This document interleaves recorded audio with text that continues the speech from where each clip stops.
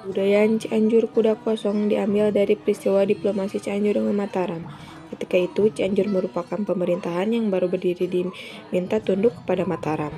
Namun, Bupati Cianjur saat itu yakni Raden Wiraratanu II mengirimkan utusan untuk menyampaikan pesan yang berisikan cabai, lada, dan beras. Kehebatan pemimpin saat itu membuat pesan simbolis itu dapat dipahami oleh masing-masing pemimpin, di mana beras mengartikan Cianjur merupakan daerah yang berubur, lada menyimbolkan Cianjur merupakan daerah baru terbentuk, dan cabai mengartikan meskipun masih baru, Cianjur siap untuk memberikan perlawanan. Bukannya murka, Mataram malah takjub dengan diplomasi yang digunakan pemerintahan Cianjur.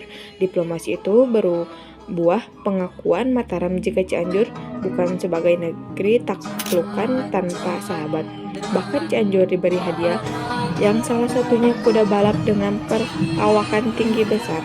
Selama sebulan perjalanan dari Mataram ke Cianjur, kuda yang gagah itu tidak ditunggangi, sebab kuda itu dihadiahkan untuk sang Bupati Cianjur kedua. Setibanya para utusan ke Cianjur, mereka disambut oleh dalam beserta jajarannya. Berbagai benda amanat dari Raja Mataram sudah diberikan pada dalam.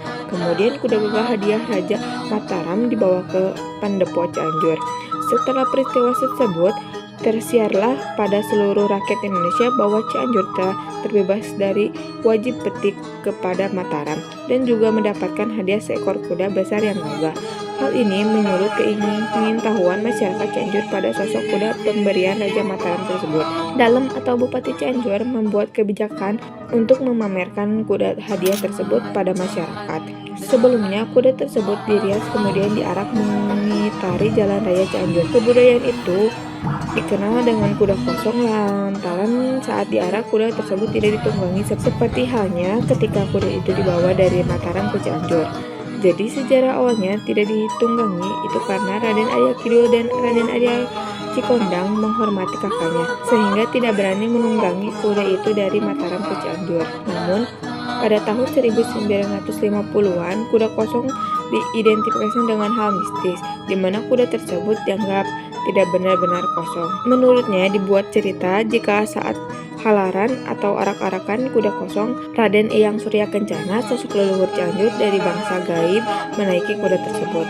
Oleh karena itu, selain penasaran tentang sejarah, warga Cianjur berantusias melihat kuda kosong lantaran kisah mistis ini. Ternyata erat kaitannya dengan sejarah awal berdirinya Cianjur.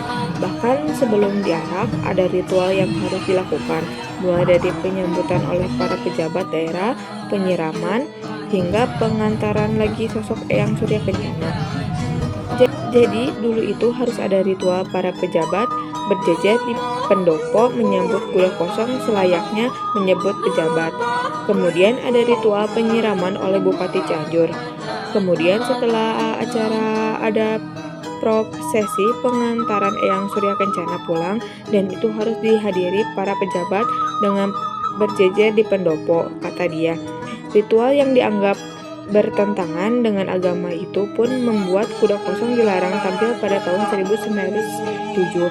Namun setelah melalui perdebatan panjang, akhirnya budaya pawai kuda kosong pada tahun 2005 kembali diizinkan untuk ditampilkan.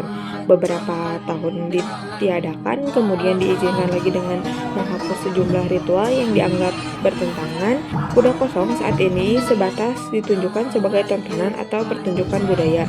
Adapun masyarakat yang meyakinkan jika kuda kosong tersebut ditunggangi Raden Surya Kencana.